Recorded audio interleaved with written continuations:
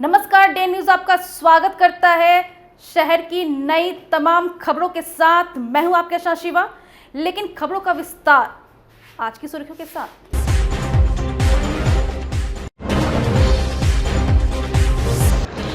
जिला अग्निशमन पदाधिकारी पर लगा गोलीबारी कर जमीन हड़पने का आरोप, जांच में जुटी पुलिस।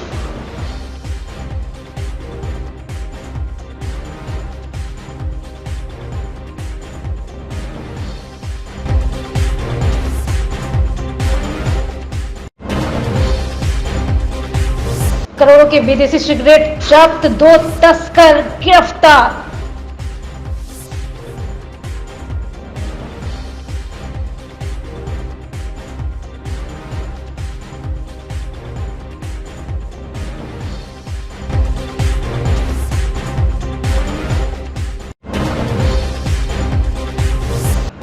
और धूमधाम और श्रद्धा पूर्वक शारदीय नवरात्र संपन्न। गाजे बाजे के साथ दी गई मां दुर्गा को विदाई।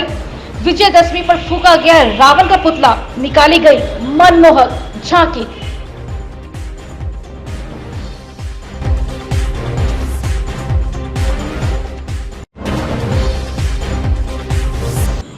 मुजफ्फरपुर जिले के मूर्ति विसर्जन का सिलसिला शुरू हो गया है। जिले में विशेष तौर पर प्रशासन द्वारा तैयार कराए गए कृत्रिम तालाब में मूर्तियों का विसर्जन नहीं हो रहा है। जिला प्रशासन की तरफ से इसके लिए सुरक्षा के कोई भी विशेष इंतजाम नहीं किए गए हैं। 9 दिनों तक चलने वाले नवरात्र के बाद शुक्रवार यानी विजयदशमी को मां दुर्गा की प्रतिमा का विसर्जन बूढ़ी गंडक के घाटों पर किया जा रहा है। वन एवं पर्यावरण विभाग के सख्त निर्देश के बाद भी इस बार नदियों की बजाय अस्थायी तालाबों में माता की मूर्ति का विसर्जन हो रहा है। मुजफ्फरपुर नगर निगम और जिला प्रशासन की तरफ से इसे लेकर की गई तैयारियों का कोई असर नहीं दिख रहा है। बूढ़ी गंडक में प्रतिमाओं के विसर्जन पर रोक के बावजूद बेरोक विसर्जन किया जा रहा है। प्रतिमाओं का बूढ़ी गंडक में विसर्जन न हो, इसे सुनिश्चित करने के लिए प्रशासन की तरफ से दंडाधिकारी की प्रतिनियुक्ति भी की गई है। सरकार के वन एवं पर्यावरण विभाग ने इस बार दुर्गा पूजा को लेकर कई विशेष निर्देश जारी किए थे। गंगा और उसकी सहायक नदियों को जल प्रदूषण से बचाने के लिए विभाग ने नदी में प्रतिमाओं के विसर्जन पर पूर्ण पाबंदी लगा दी थी। इस निर्देश को देखते हुए प्रशासन की तरफ से कृत्रिम तालाब भी बनाए गए हैं। जिले में घाटों पर पुलिस भी तैनात की गई। मूर्ति विसर्जन की अधिनियम 2021 लागू होने के बाद पूजा समिति को सरकार के निर्देश का पालन नहीं करने पर 10,000 रुपए तक जुर्माना भरना पड़ सकता है। इसके बावजूद पुलिस की मौजूदगी में विसर्जन किया जाता रहा। 5 फीट बाई 10 फीट के बनाए गए इस गड्ढे में जिला प्रशासन विसर्जन करने के लिए तालाब नहीं, एक छोटा सा गड्ढा खुदवाकर छोड़ दिया, जिसमें सही से विसर्जन हो ही नहीं सकता था, जिसे लेकर ज्यादातर पूजा समितियों ने नदी में ही विसर्जन करना जरूरी। असत्य पर सत्य के विजय का प्रतीक दशहरा मां दुर्गा समेत देवी देवताओं की प्रतिमा विसर्जन के साथ संपन्न हो गया। कुछ प्रतिमाएं शुक्रवार की रात विसर्जित की गई, वहीं अधिकांश प्रतिमाएं शनिवार को विसर्जित की गई। प्रतिमा विसर्जन के साथ ही जिले में आस्था और भक्ति के 9 दिवसीय उत्सव का समापन हो गया। इस मौके पर पूरे इलाके में उत्सव सा माहौल रहा।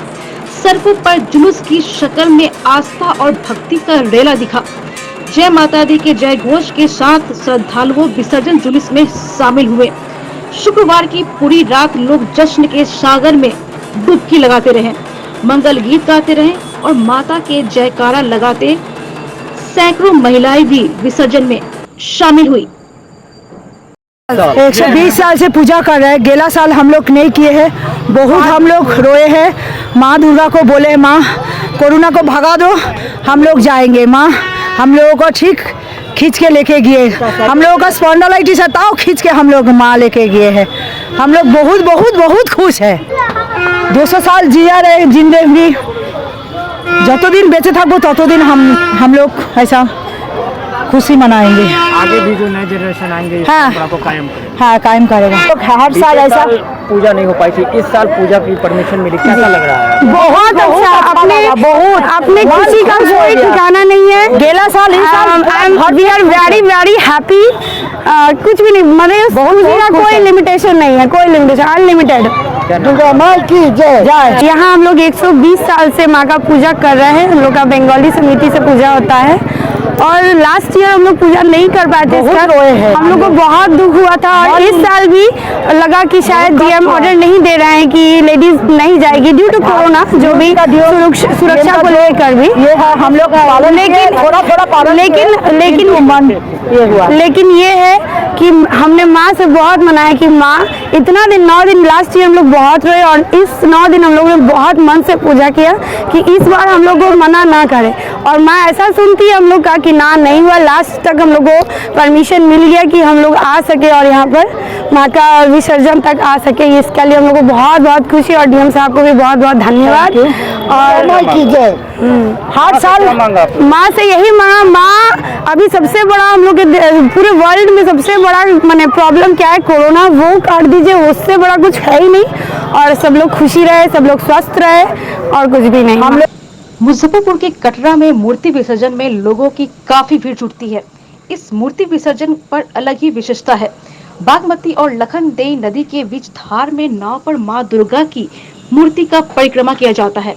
उसके बाद मूर्ति विसर्जन होती है। इस मूर्ति विसर्जन देखने को लेकर दूर से लोग आते हैं। मूर्ति विसर्जन के दौरान भारी संख्या में पुलिस बल की तैनाती भी रहती है। ग्रामीणों का मानना है कि ऐसी मूर्ति विसर्जन कहीं नहीं होता है, जहां 2 नदियों के बीच धार में सभी मूर्तियों का परिक्रमा किया जाता है। उसके बाद मूर्ति विसर्जन होता है। वही ग्रामीणों का कहना है कि गांव में वर्षों से यह परंपरागत होती आ रही है, जहां मूर्ति विसर्जन से पहले मां चामुंडा मंदिर का पंचकर्मा किया जाता है। उसके बाद लखनदेई और बागमती नदी के संगम के बीच नाव के ऊपर सभी मूर्तियों को रखकर नदी के बीच 5 बार दुर्गा की मूर्तियों का पंचकर्मा किया जाता है, जो एक आकर्षण का माहौल बना रहता है। लोगों की काफी भीड़ जुटी रहती है। और में दुर्गा माता का प्रतिमा वहाँ मूर्ति बनता है। 10 दिन पूरे नेम निष्ठा के साथ पूजा होता है। श्रद्धालु लोग काफ़ी वहाँ दर्शन करते हैं, पूजा पाठ करते हैं, महागति से आशीर्वाद देते हैं समस्त क्षेत्र के कल्याण के लिए।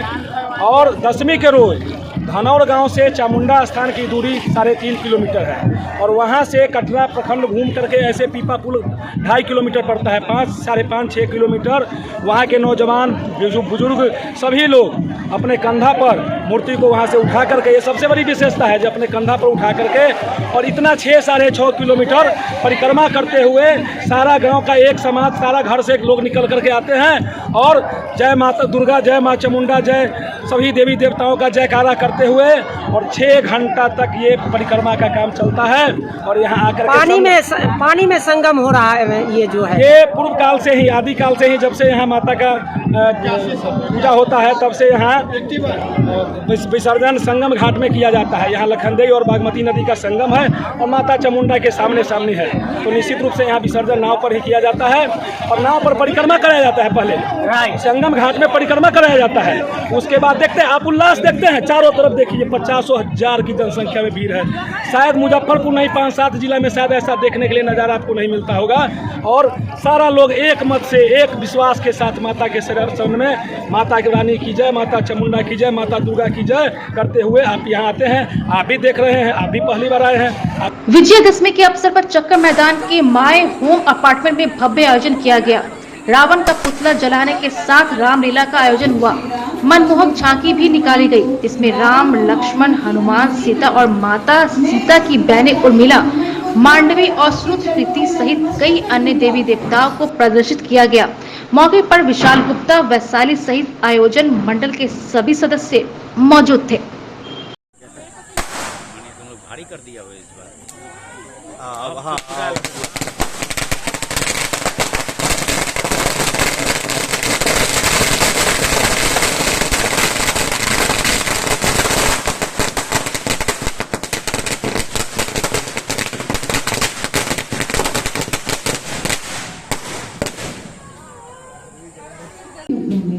तुमने अपने हर कर्तव्य का पूरे मनोयोग से पालन किया है। तुम्हारी भावना का मैं सम्मान करता हूँ। तुम्हारी वीरता पर मुझे कोई संदेह नहीं है। प्रिय पवन पुत्र, तुम्हारी मेरे प्रति श्रद्धा और भक्ति अनमोल है। तुम जैसे वीर, प्रबल और भक्त का होना सम्मान की बात है। इस दुराचारी का विनाश मेरे ही हाथों होगा।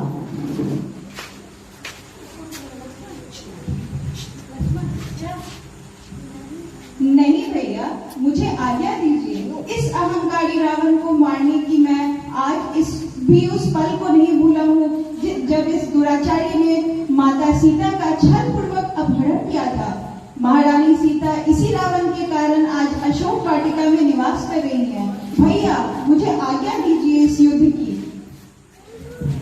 नहीं भ्राता लक्ष्मण, इस अहंकारी रावण का विनाश मेरे हाथों होगा। तुम्हारे जैसा भाई पाकर मैं धन्य हूँ। रावण के प्रति तुम्हारे क्रोध और गुस्सा जायज है। तुम्हारे पराक्रम पर मुझे कोई संदेह नहीं है, लेकिन मेरे होते हुए तुम्हें युद्ध की आज्ञा नहीं दे सकता। इस अभिमानी मुजफ्फरपुर में स्मैक का सेवन करने वाले अब एक दूसरे के खून के प्यासे हो गए हैं। शनिवार को ब्रह्मपुरा के किला बांध रोड में स्मैक पीने से रोकने पर दो गुटों के बीच जमकर चाकूबाजी हुई, जिसमें एक गुट के स्थानीय मोहम्मद अफजल के पेट और हाथ में चाकू लग गई। आनंद फानन में स्थानीय लोगों ने घायल अफजल को सदर अस्पताल में भर्ती कराया, जहां उसका इलाज चल रहा है। घायल मोहम्मद अफजल ने बताया कि उसके घर के पास दो पड़ोस के युवक ननकी और साहिल के द्वारा स्मैक का सेवन किया जाता है। मना करने पर वे लोग जान से मारने की धमकी देते हैं। घायल ने दोनों आरोपी ननकी और साहिल के खिलाफ ब्रह्मपुरा थाने में मामला दर्ज करवाया है। कोई पुलिस पूरे मामले की जांच कर रही है। जा रहे थे हम, घर के यहाँ पे बैठे हुए थे अंदर, वो तीनों आया है, आया के अंदर बैठा है। पहले 3 आदमी थे, तो एक आदमी चला गया सामान लाने के लिए और 2 आदमी अंदर ही बैठे हुए थे। दोनों बैठ के स्मैक पी रहे थे।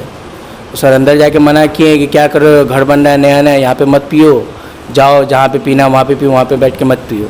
तो एक आदमी पीछे से पकड़ लिया, धक्का धुक्की किया है। एक आदमी पीछे से पकड़ के एक पजरा में मार दिया है चाकू, और दूसरा जब बचाया सीना पे मार रहा था तो सर हाथ पे मार दिया है। 2 चाकू पड़ा है सर जी। मार के भाग गया सर, रुका नहीं वहाँ पे। पकड़ने की कोशिश की है सर, तो भाग गया। खून इतना गिर रहा था कि उसी में निपट गया हम लोग।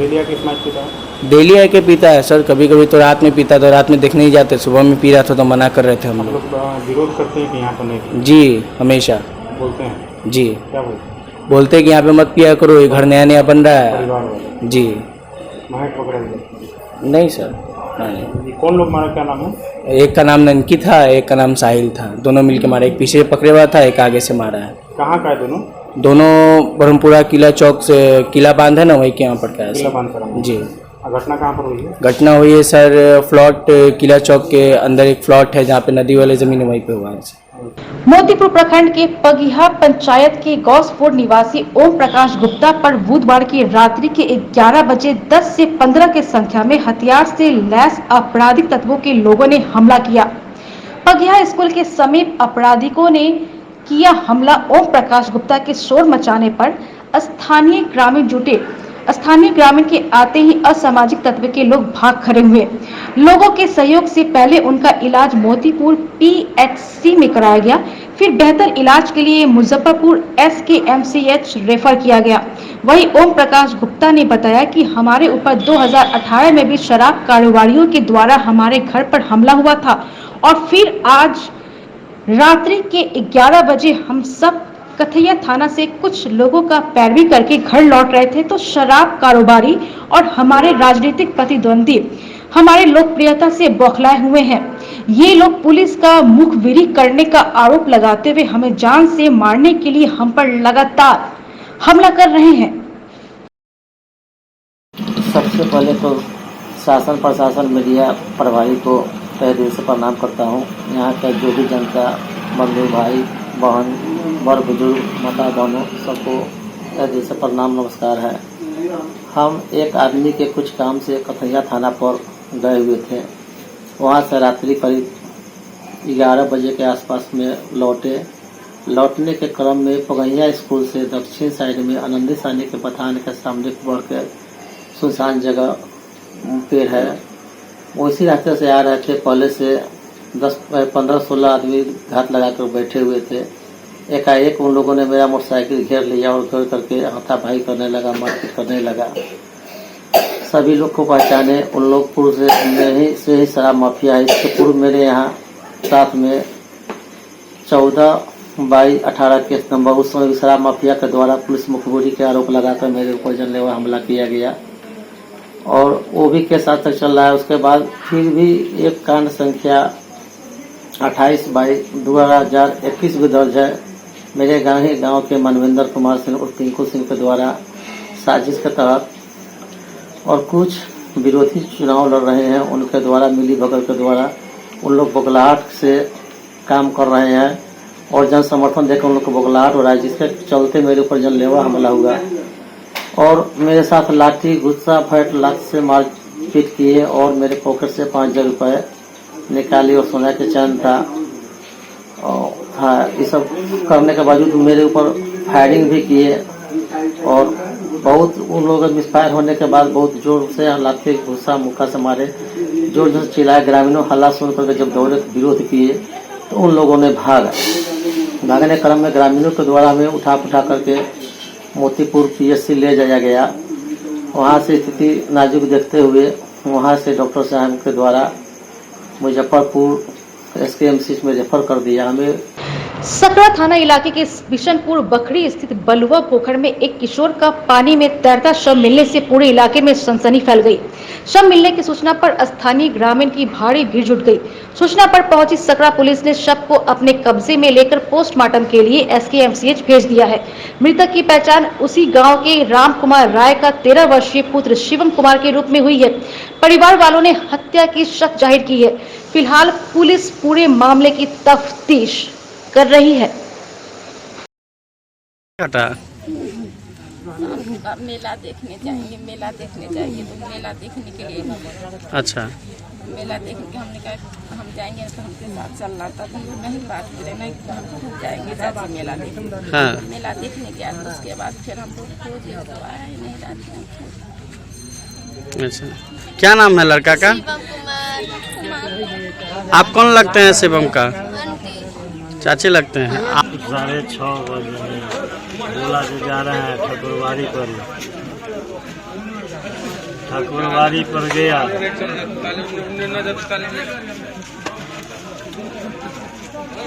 9 बजे तक नहीं आया। इसके बाद हम लोग उसको खोजने गए, नहीं मिला। भर रात चरबौली जगह जगह मेला पर उसको हम खोजे, नहीं मिला। कल दिन में सब गोटे 4 गो गाड़ी से घूम करके उसको खोजे, नहीं मिला। भर रात आज जागे हुए, भर रात खोज रहे, तब पर ही नहीं मिला। सब आदमी सबके तरफ चल गया खोजने। इधर से गांव के आदमी बोले जो मतलब उसमें लाश घटना हम लोग को सूचना मिला कि पोखर में डूबा हुआ लड़का। हम लोग आए, इसका लाश को निकलवाया गया तो लाश का धातु टूटा हुआ, हम उसे ब्लड बढ़ रहा है और डेम शरीर भी जला हुआ टाइप का लग रहा है। अब ये जांच का विषय है, इस संबंध हम लोग अब जाँच करेंगे और आगे बोले हैं आप लोग भी अपना शंका देने के लिए हम लोग जाँच करके इसका भी पोस्टमार्टम रिपोर्ट भी आ जाएगा कि ढंग की हत्या हुई है, क्या हुआ है, इससे तब इसका कुछ बताया जा सकता है। युवक का नाम क्या था सर? शिवम कुमार, मृतक का नाम शिवम कुमार, पिता राम कुमार, किशनपुर बखरी आ रहे हैं जी। अपना परिचय देंगे? जी, मेरा नाम सुनील कुमार था। आपने बहुत बार ऐसा देखा होगा कि कुछ लोग एक दूसरे से बहुत प्यार करते हैं, बावजूद इसकी उनका रिलेशनशिप ज्यादा लंबा नहीं चल पाता। वह एक दूसरे से शादी नहीं कर पाते, वह इसलिए कि जाति का बाधा बीच में दीवार बनकर खड़ा हो जाता है और मामला थाने तक पहुंच जाती है। मुजफ्फरपुर के औराई थाना इलाके की एक लड़की ने अपने ही प्रेमी राजा पर शादी का झांसा देकर शारीरिक संबंध बनाने का आरोप लगाते हुए थाने में मामला दर्ज करवाया है। पीड़िता के मुताबिक युवक राजा उससे बहुत प्यार करता था। लगातार 3 साल वे दोनों लिविंग रिलेशनशिप में रहे। जब लड़की ने शादी का दबाव डाला तो बीच में जाति की बाधा आ गई, क्योंकि लड़का मुस्लिम में शेख बिरादरी से आता था तो वही लड़की वही खाजी मंजूरी बिरादरी से बिलोंग करती थी। इस वजह से लड़के के परिवार वालों ने इस शादी से इनकार कर दिया। तब जाकर लड़की ने औराई थाने राजा के खिलाफ मामला दर्ज करवाया। मामले को पंचायत स्तर पर भी सुलझाने की कोशिश की गई, लेकिन बात नहीं बनी। पुलिस ने त्वरित कार्रवाई करते हैं आरोपी राजा को गिरफ्तार कर जेल भेज दिया है। आरोपी राजा का कहना है कि जेल जाना मंजूर होगा, लेकिन शादी करना मंजूर नहीं है। 3 साल से वो हमसे प्यार करते थे। उनके बाद तो वो शारीरिक संबंध भी बनाए मेरे साथ। उनके बाद आए वो 9 तारीख को अपने घर ले गए 12 बजे रात को। उसके बाद बोला कि हम शादी करेंगे। इससे पहले कई बार हमको शादी करने का झांसा दिया था और उसके बाद जब घर आए तो उनका भाई हमको घर पहुंचा दिए ज़बरदस्ती हाथ पकड़ के और उसको दिल्ली भगा दिया। उसके बाद आया, दिल्ली से बुलवाया गया, पंचायती हुआ तो पंचायती में मुखिया की भी बात नहीं मानी और उसको जब बुलवाया गया तो भाई सब, इससे पहले उनके 3 भाई हैं, भाई सब मिल करके। कितना साल का प्यार है, कैसे जान पहचान हुई? 3 साल से। जान पहचान कैसे हो? सर हमारे गांव के ही हैं वो। गाँव के? जी। प्यार करते थे एक दूसरे से? नहीं। नहीं। प्यार वो करता था तुमसे ना? जी। क्या बोल के प्यार किया? वो बोला कि हम तुमसे ही शादी करेंगे। आप शादी करने के लिए बोली तो? शादी करने के लिए वो अपने घर भी लिए हैं। उनके बाद उनका भाई हमको हाथ पकड़ के घर पहुंचा दिए और उसके बाद वो दिल्ली चले गए। उनको एक भाई है ना उनका, वो दिल्ली भिलगा दिया उनको। फिर उनको पंचायती हुआ तो बुलवाया गया। उसके बाद उसका 3 भाई मिलकर के बोला कि इस लड़की से किसी कीमत पे नहीं शादी करना है। क्या है वजह? कोई वजह नहीं सर, झूठ फूस का ऐसे। उसका भाई जब वो उसको हमको ले गया उसके घर तो इल्जाम लगा रहे उनका भाई लोग। बोला कि ये क्या बाधा दी है? जी। क्या बोलता है? बोला कि वो मंसूरी है, हम ये हैं। उनका भाई लोग वो कौन का? शेख हैं। इसी कारण दिक्कत है जी। और झूठ फूस का इल्जाम बोल रहा है। उसका भाई बोल रहा है कि दूसरे से है, ऐसे ऐसे दूसरे से बात करती थी। क्या ये चाहती हो तुम? हम सब सोचे कि शादी करना। इंसाफ चाहती हो? जी। बताओ, ये लड़का तो जेल जा रहा है। सर तो अब आप ही लोग ने इंसाफ करिएगा। इंसाफ चाहती हो? जी, क्योंकि वो मेरे साथ शारीरिक संबंध भी बनाया हुआ है। इनका इंसाफ जो मिले वही करिए। मैं जेल जाना पसंद करूंगा, शादी नहीं करूंगा। क्या है? 3 साल का प्यार है? जी है। तो फिर किसको ये सही लगेगा जो दो के बीच में तीसरा आ जाए? जेल जाइएगा? मंजूर है। मामला है जी जौन शोषण दर्ज किया, लड़की आकर बयान दी है, उसके आधार पर दर्ज हुआ है। चाबी दे दिए आपके। कितना साल से यौन शोषण हो रहा था? बोलिए 2 साल वर्ष से प्रेम प्रसन्न चल रहा था। गिरफ्तारी क्या हुई है? गिरफ्तारी में लड़का तो गिरफ्तार किया गया है। क्या है पूरा मामला? क्या है? मामला प्रेम प्रसन्न का है। किसमें? इसमें सुपारी में क्या चल रहा है? के बाद इसमें क्लियर हो। मुजफ्फरपुर नगर थाना क्षेत्र के जगन्नाथ ग्वाला गली निवासी अशोक राय के घर पर शुक्रवार की रात गोलीबारी होने से पूरे मोहल्ले में अफरा तफरी मच गई। गोली शीशे वाली खिड़की को तोड़कर बिछावन पर जाकर गिरी, जिसका खोखा वहीं पर मिला है। सूचना मिलने पर टाउन थाना अध्यक्ष ओम प्रकाश मौके पर पहुंच जांच पड़ताल शुरू कर दी। अशोक राय ने जिला अग्निशमन पदाधिकारी संतोष पांडे पर गोली चलाने का आरोप लगाया है। अशोक राय के भतीजा विकी यादव ने पुलिस को बताया कि उनके घर के बगल में उनकी पुश्तैनी जमीन है, जिस पर पूर्वजों के समय से कब्जा है। फायर ब्रिगेड के अधिकारी जमीन को सरकारी बताकर हथियाना चाहते हैं। फायर ऑफिसर और कर्मियों ने जबरन घेराबंदी भी कर लिया है। इसका विरोध करने पर रात को फायरिंग भी की गई। विकी ने कहा कि फायर ब्रिगेड के कर्मी परिसर में फुटबॉल खेलते हैं और उनके घर की लड़कियों पर फफ्तियां भी कसते हैं। इसका विरोध करने पर विवाद करते हैं। इधर फायर अफसर संतोष पांडे ने अपने ऊपर लगाए गए आरोप को बेबुनियाद बताया है। कहा है कि यह जमीन फायर ब्रिगेड की है, जिस पर इन लोगों ने 50 वर्षों से कब्जा कर रखा है। अब तो जिलाधिकारी प्रणब कुमार के द्वारा भी अतिक्रमण मुक्त करने का नोटिस उन लोगों को दिया जा चुका है। दुर्गा पूजा के कारण अतिक्रमण हटाने का काम रुक गया था। जल्द ही जमीन को अतिक्रमण मुक्त किया जाएगा। इसी को लेकर ये लोग विवाद उत्पन्न कर रहे हैं ताकि काम आगे नहीं बढ़े। फायर अफसर ने कहा कि गोली चलने की अफवाह फैला रहे हैं।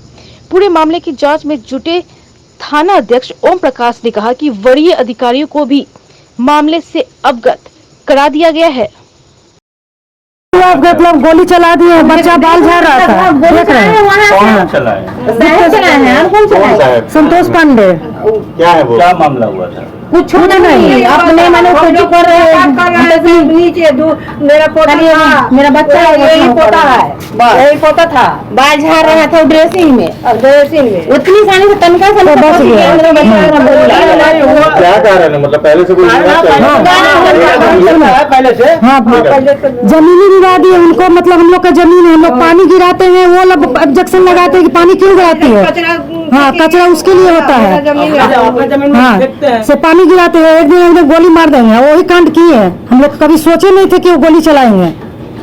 संतोष पांडे उनके स्टाफ लोग भी आते हैं बराबर। कितने बजे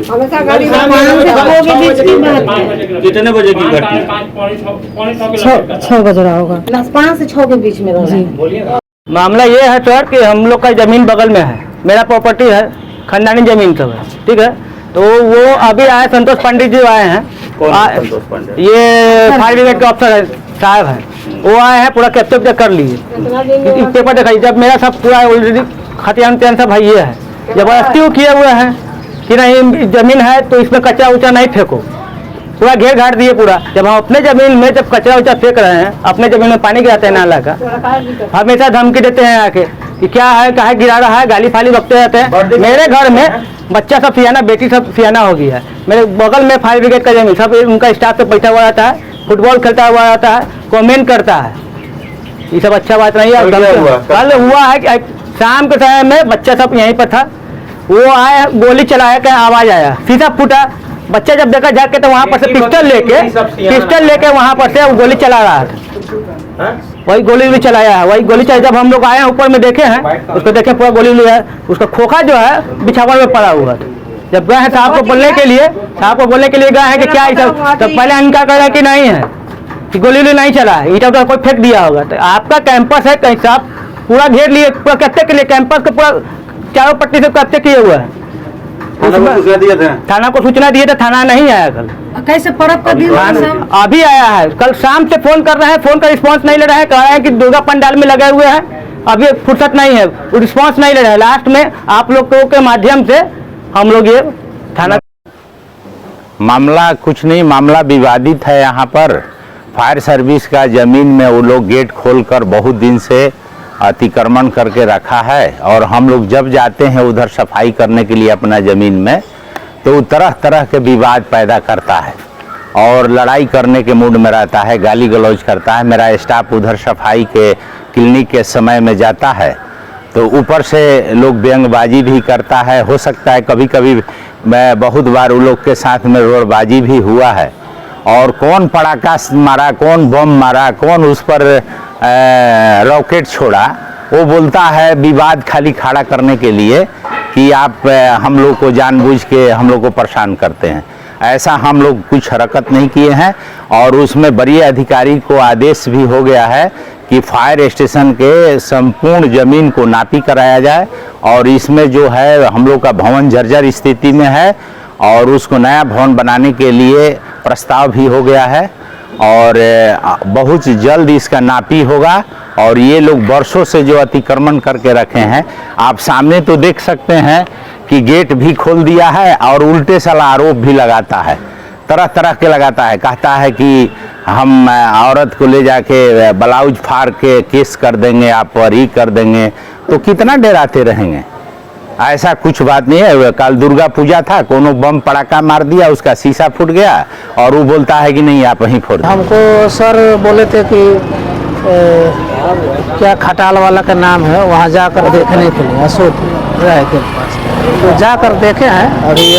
अब उसके बाद ये लोग बता रहा है कि हमारे घर के खिड़की पर एक कोई गोली चलाया है। जाकर देखे हैं तो खिड़की वाला में छेद तो लग रहा है, क्या चीज़ कब चला कल का बता रहा है, क्या आरोप लगा रहा है, आरोप अग्निशामक वाले लोग पर लगा रहे हैं।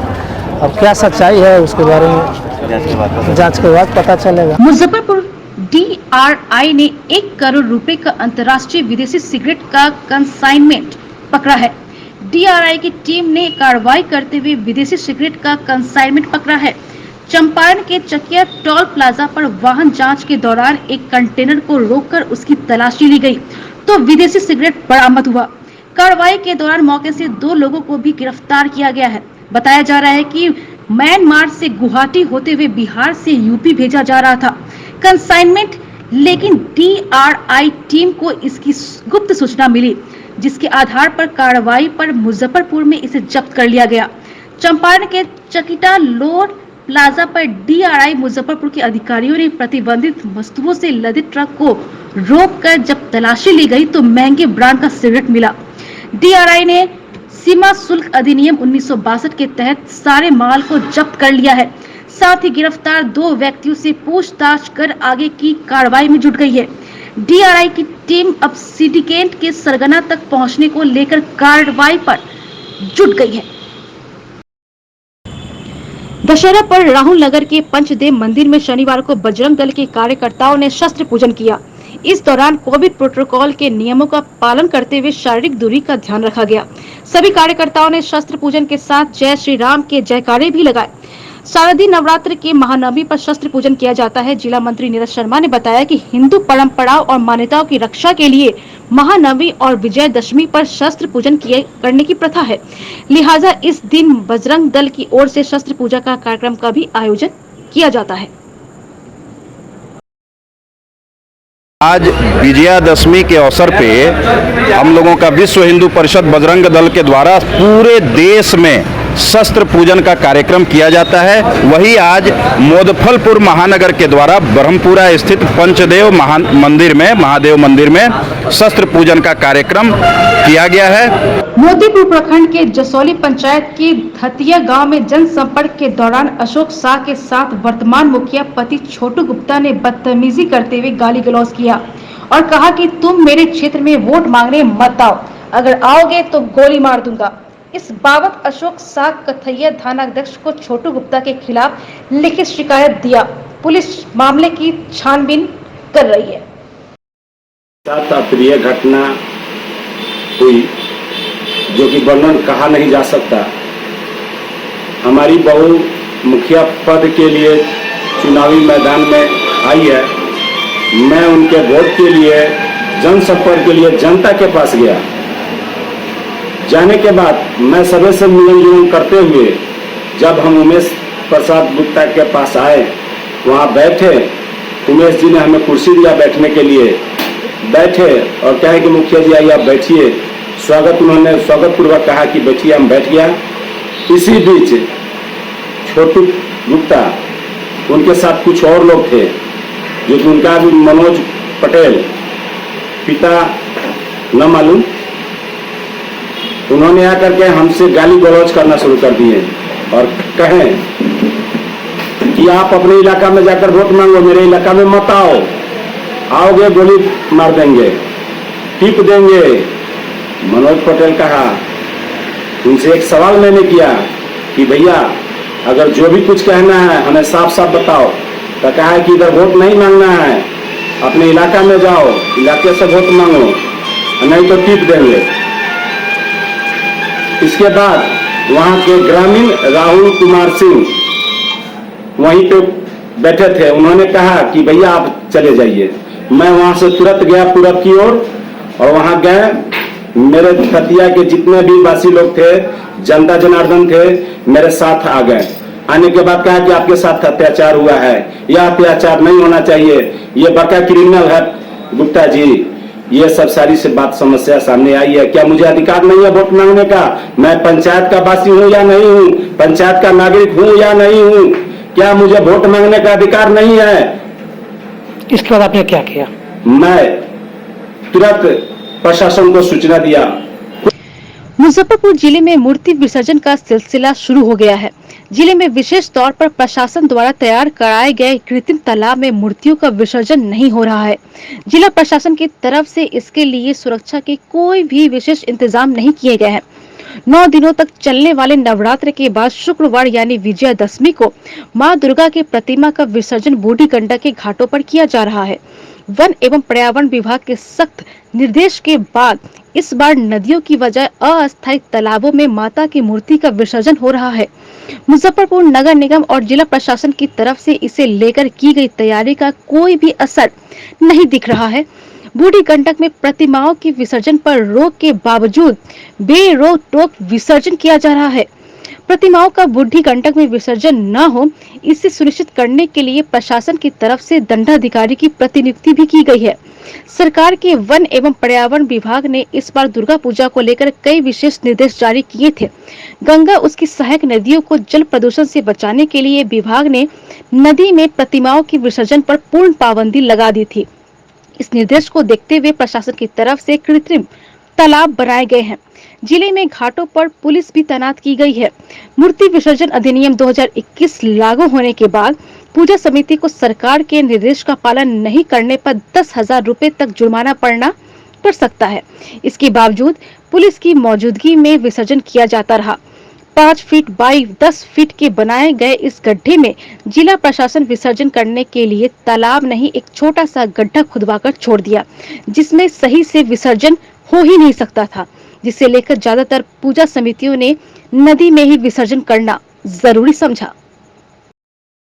तो सब बनाए ही गए, जगह नहीं है जो उसमें एक मूर्ति का ही विसर्जन हो तो वो खड्डा भर जाएगा, तो दूसरा मूर्ति कहाँ जाएगा?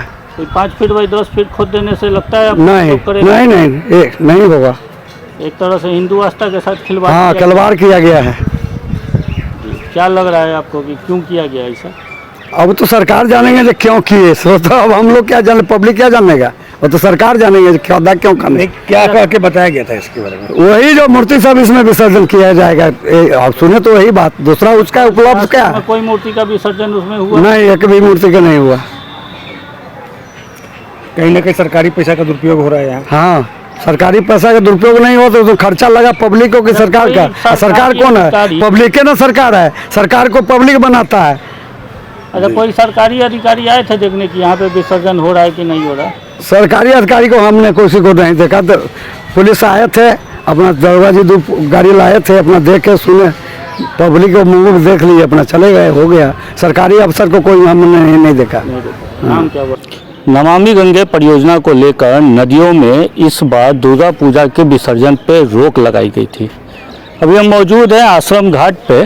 नमामि गंगे परियोजना के अंतर्गत लगाए गए नदी तट विकास योजना का ये शिलापट है। 15 सितंबर 2020 को इसका शिलान्यास किया गया था। आज 1 साल हो गए हैं, पर नमामि गंगे परियोजना की कोई भी काम अगर कहा जाए मुजफ्फरपुर में शुरू होने की बात तो हुई ही नहीं। आदेश सिर्फ एक जारी कर दिया गया कि मुजफ्फरपुर में नदियों में इस बार विसर्जन नहीं होगा, जबकि खुलेआम पूजा समितियों के द्वारा सिकंदरपुर पुल, जहां से हर वर्ष विसर्जन होता था, वहां से इस बार भी विसर्जन हुआ है। नगर निगम के द्वारा एक कृत्रिम तालाब बनाया गया है। आइए वो दिखाते हैं कि मुजफ्फरपुर के तमाम अगर पूजा समितियों की बात की जाए तो एक छोटा सा कुछ मात्र फीट का ये एक कृत्रिम तालाब बनाया गया, जिसमें खानापूर्ति के तौर पर कहा जा सकता है कि इसे बना दिया गया, जिसमें मुझे लगता है या आप भी देखकर समझ सकते हैं कि एक पूजा समिति का भी अगर मूर्ति का विसर्जन इस तालाब में कर दिया जाए तो ये भर जाएगा। और मुजफ्फरपुर में 1000 से ऊपर पूजा समितियों के द्वारा दुर्गा पूजा का आयोजन किया गया और उन मूर्तियों के विसर्जन के लिए ये एक छोटा सा तालाब बनाया गया, जिसमें एक भी मूर्ति आपको नज़र नहीं आ रही होगी। कारण ये है कि मुजफ्फरपुर पुलिस ने अपनी मौजूदगी में इसी बूढ़ी गंडक नदी में, जो प्रदूषित नदियों में शुमार हो चुकी है, इसमें विसर्जन करवाया है।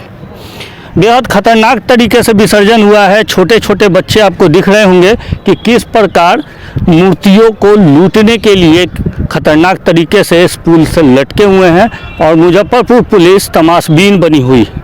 मुजफ्फरपुर पुलिस वैसे तो अपने कारगुजारियों के लिए हमेशा चर्चा में रहती है और नगर निगम अपने घोटालों मेयर बनाने उतारने में व्यस्त नज़र आती है। मुजफ्फरपुर की चिंता आखिर करे तो कौन करे। डे न्यूज के लिए मुजफ्फरपुर से मैं संदीप कुमार। बिहार में कई वर्षों से शराबबंदी लागू है, लेकिन शराब माफिया अब तरह तरह के हथकंडे अपना रहे हैं। शराब की खरीद बिक्री को जारी रखे हुए है। इधर उत्पाद विभाग और पुलिस भी लगातार कार्रवाई में जुटी हुई है, लेकिन लगातार शराब माफियाओं के नए नए हथकंडे हैरान कर देने वाले हैं। बीते दिनों जहां तालाब में पानी के अंदर से शराब की बोतलें बरामद हुई, तो दूसरी तरफ अब एक ही स्कॉर्पियो में तहखाना बनाया गया था, और ऐसा था जो कभी आपने देखा ही नहीं होगा, क्योंकि गाड़ी की छत से लेकर नीचे तक तहखाना बनाया हुआ था। उसने शराब की बोतलें छुपाई गई थी। यही नहीं, पुलिस और लोगों का शक न हो इसलिए महिला को भी गाड़ी में बिठाया गया था ताकि पुलिस को लगे कि परिवार जा रहा है। उत्पाद विभाग को गुप्त सूचना मिल गई और उत्पाद विभाग को भरोसा था कि सूचना सही है, तो सख्ती से पूछताछ करते हुए जब गाड़ी की तलाशी ली गई तो इसका खुलासा हुआ। गाड़ी के अंदर से तकरीबन 415 बोतल विदेशी शराब बरामद की गई। साथ ही हरियाणा के 4 तस्करों को गिरफ्तार भी किया गया है, जिसमें एक महिला तस्कर भी शामिल है। लेकिन ताज्जुब की बात यह होती है कि शराब माफिया इन दिनों तरह तरह के हथकंडे अपना रहे हैं। इसकी जानकारी देते हुए उत्पाद पदाधिकारी संजय कुमार राय ने बताया कि गुप्त सूचना के आधार पर गायघाट थाना क्षेत्र में कामयाबी मिल रही है। लगातार विशेष अभियान चलाकर सफलता मिल रही है।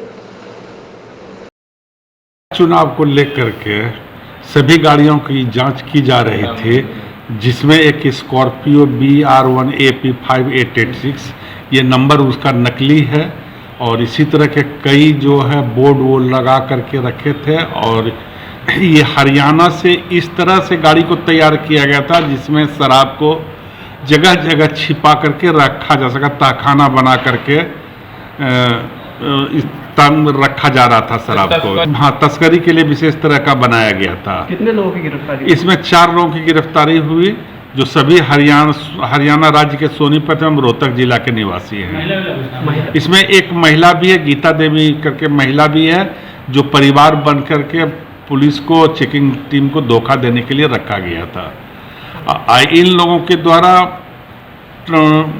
गोपालगंज स्थित जांच चौकी को पार नहीं करके बेतिया के रास्ते से दरभंगा तक का स्मगलिंग किया जा रहा था। मुजफ्फरपुर प्रख्यात महिला चिकित्सक रहे उषा सिन्हा की याद में निसहाय एवं जरूरतमंदों के बीच चिकित्सीय सेवा प्रदान करने के उद्देश्य से शुक्रवार को विजयदशमी के दिन बैरिया के कोल्हुआ चौक स्थित जेपी ग्रुप ऑफ इंस्टीट्यूशन में परिसर में डॉक्टर उषा सिन्हा चिकित्सा केंद्र सुपर मल्टी स्पेशलिटी हॉस्पिटल की स्थापना की गई। संस्थान के सचिव डॉक्टर KV श्रीवास्तव ने बताया, यहाँ विशेषज्ञ चिकित्सकों की 24 घंटे उपस्थित रहेगी। उन्होंने बताया कि संस्था की एक शाखा जुड़न छपरा में भी है। डॉक्टर KV श्रीवास्तव ने कहा कि बैरिया और इस इलाके के लोगों को चिकित्सीय सेवा प्रदान करना ही डॉक्टर उषा सिन्हा को सच्ची श्रद्धांजलि अर्पित करना होगा। 15 अक्टूबर विजयादशमी के पर्व के अवसर पर डॉक्टर उषा सिन्हा चिकित्सा केंद्र की स्थापना की गई है। यह मल्टी सुपर स्पेशलिटी हॉस्पिटल है। इसके अंतर्गत सभी प्रकार के रोगों को चिकित्सा सेवा उपलब्ध मिलेगी। इसका मुख्य उद्देश्य ये है कि हमारे समाज में ऐसे वर्ग हैं जो चिकित्सा सेवा लेने में या चिकित्सा सेवा कराने में अब सामर्थ्यवान नहीं है। उनकी दशा और दिशा को देखते हुए हम ये सेवा उनको उपलब्ध कराएंगे। कम खर्च और उचित दर पर सभी विभिन्न प्रकार के जो टेस्ट होते हैं, अल्ट्रासाउंड से लेकर के MRI तक सब उचित दर पर उपलब्ध कराएंगे। ये मेरा संकल्प है। डॉक्टर उषा सिन्हा का विगत इतिहास रहा है कि केजरीवाल में 45 वर्षों तक उन्होंने चिकित्सा कार्य किया और हर प्रत्येक वर्ग का उन्होंने दिल जीता है अपने कर्म के आधार पर।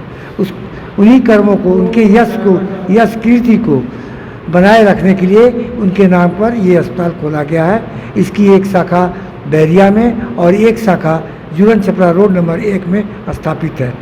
इसके लिए हम नगर वासियों का आभारी रहेंगे कि हमें सेवा करने का अवसर प्रदान करें। शुक्रवार को सिकंदरपुर अन्नपूर्णा मंदिर स्थित अभिषेक फूड अमूल पार्लर का शुभारंभ नगर विधायक विजेंद्र चौधरी के द्वारा फीता काटकर किया गया। अभिषेक फूड के प्रोपराइटर अभिषेक गोस्वामी ने बताया कि हमारे यहां अमूल के सभी प्रोडक्ट जैसे दूध, छाछ, बटर, दही, पनीर, आइसक्रीम, लस्सी, अमूल कूल बिस्किट समेत अमूल के सभी प्रोडक्ट उपलब्ध है। उन्होंने बताया कि मुजफ्फरपुर में पहला इस तरह का एक्सक्लूसिव अमूल पार्लर खोला गया है, जिसमें एक ही छत के नीचे अमूल के सभी आइटम ग्राहकों को दी जा रही है।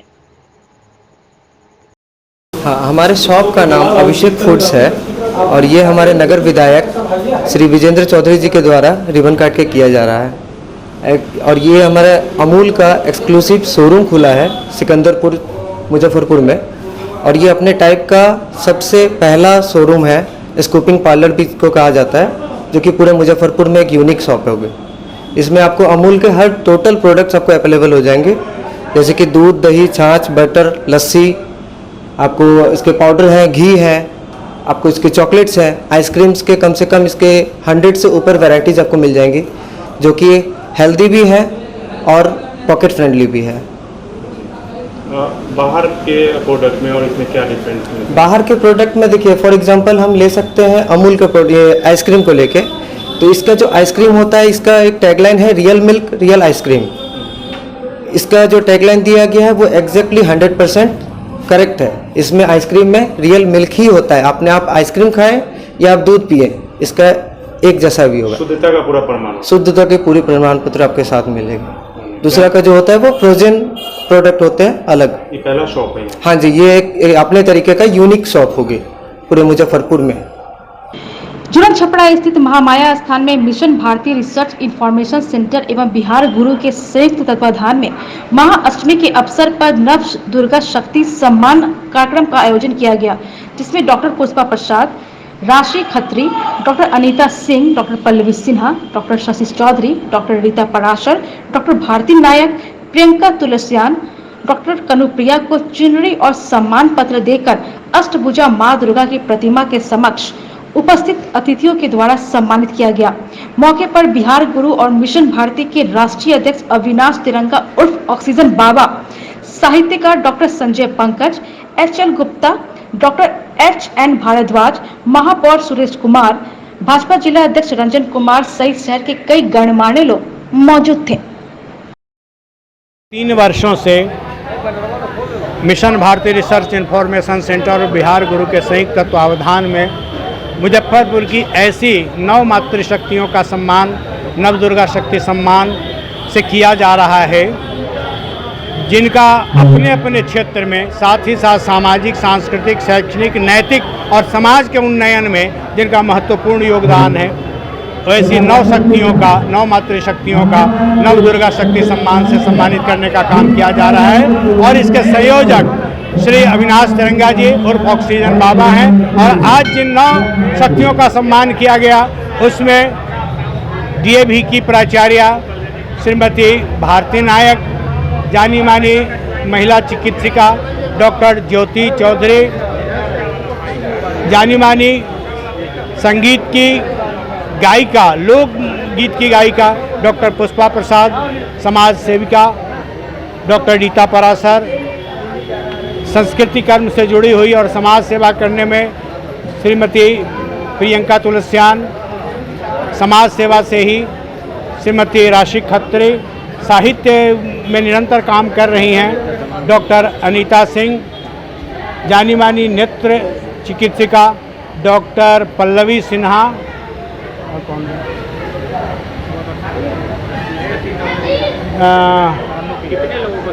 कलीपुर 9 देवियों का सम्मान है। और हम जानते हैं कि प्रथम शैलपुत्री से लेकर सिद्धिदात्री तक की जो हमारी यात्रा होती है 9 दुर्गा की है। 9 शक्ति, 9 मातृशक्तियों की उपासना है और तब हम दुर्गा पूजा में विजयादशमी में प्रवेश करते हैं। यह महामाया स्थान जुड़न छपरा में पवित्र माँ के प्रांगण में यह आयोजन, और इस आयोजन के लिए हर वर्ष आशीर्वाद दे रहे हैं डॉक्टर अरुण साह फाउंडेशन की ओर से शनिवार को ग्लोबल हैंड वॉशिंग डे के अवसर पर ब्रह्मपुरा स्थित साह फाउंडेशन के प्रधान कार्यालय में जन जागरूकता अभियान चलाया गया।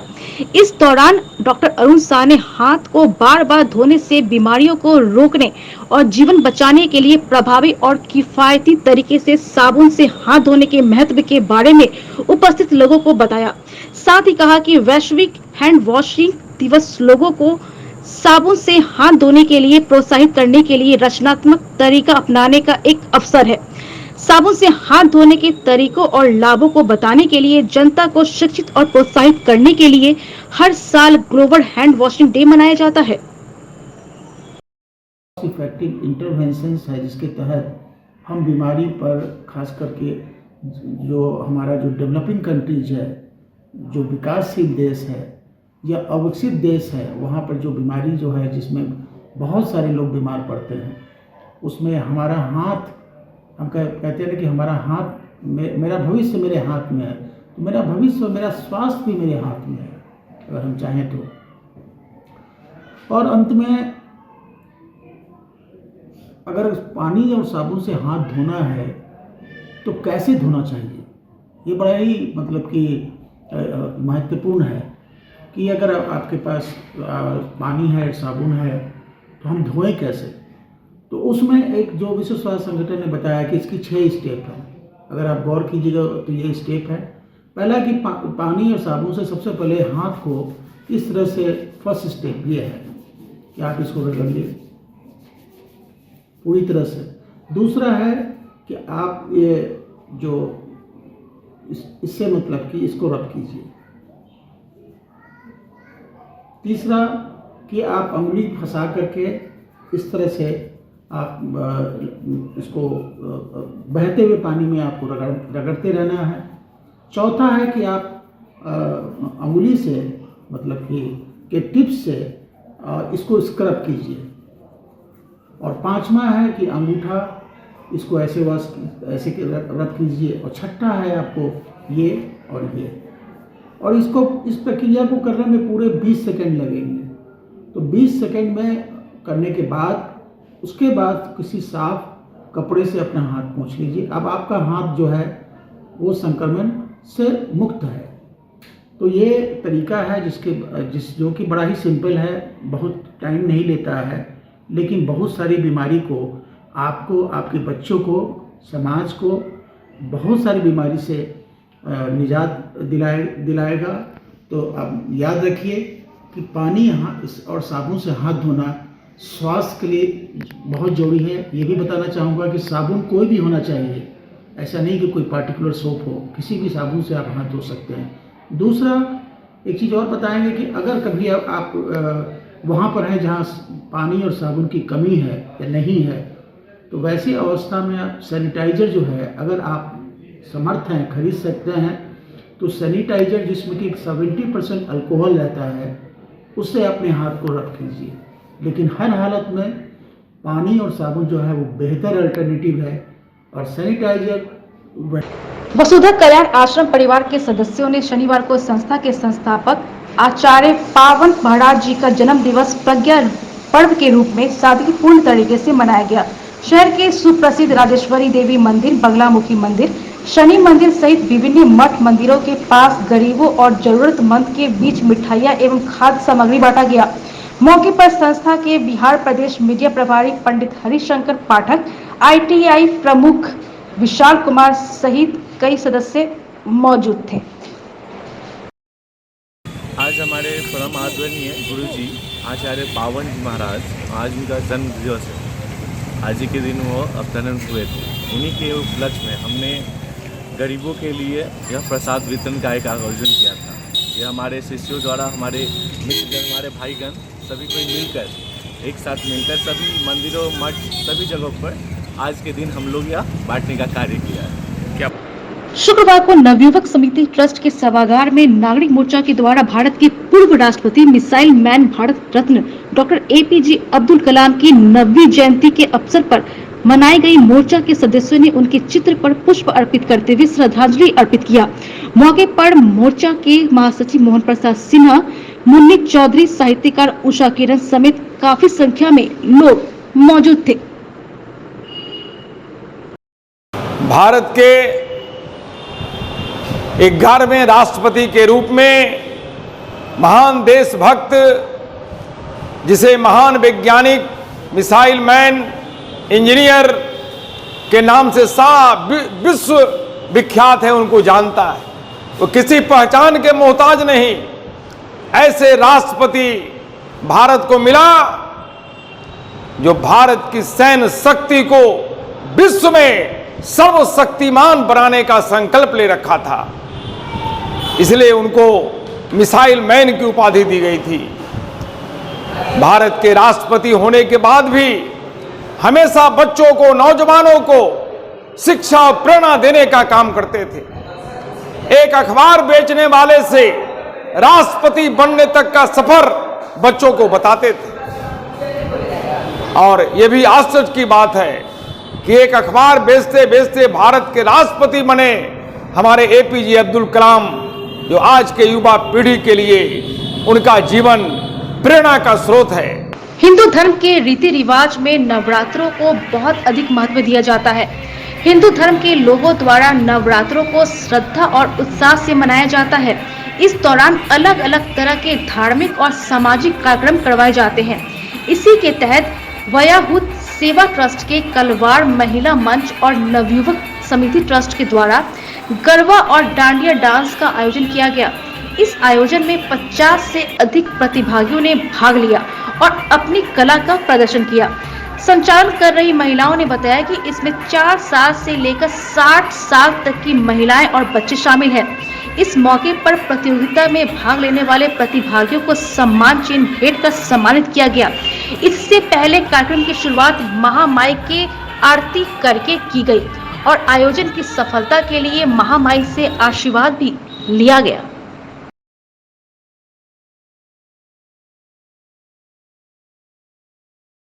कार्यक्रम कलवार महिला मंच के द्वारा किया गया है, वो नवयुवक समिति ट्रस्ट के तत्वावधान में किया जा रहा है। क्या कुछ कार्यक्रम रहेगा इसमें? आज का माता का चौकी बैठा है, उसमें माता का आरती हुआ है और सब पूजा किए हैं। उसके बाद डांडिया का प्रारंभ किया गया है। आज का कार्यक्रम कलवार महिला मंच की तरफ से डांडिया नाइट नियोजित किया गया, जिसमें नवयुवक समिति ट्रस्ट ने भरपूर भागीदारी की और दोनों के कॉम्बिनेशन के द्वारा ये आज का प्रोग्राम सफल होने जा रहा है। क्या कुछ होगा? क्या कुछ कार्यक्रम होगा? यहाँ डांडिया नाइट्स होंगे, बच्चों की मस्ती धूम, हम सभी और लेडीजों की मस्ती धूम होंगे और खाने पीने का प्रबंध किया गया है। यही प्रोग्राम है आज का। क्योंकि लोग जानते नहीं, ये बिहार के लिए तो नया है। बेसिकली ये गुजरात का है, ये त्यौहार गुजरात महाराष्ट्र में ये इस त्यौहार को मनाते हैं और एक ये डांस है, एक प्रकार का जो लोकल नृत्य होता है वो होता है, उसमें हम अपनी भक्ति और शक्ति का प्रदर्शन करते हैं।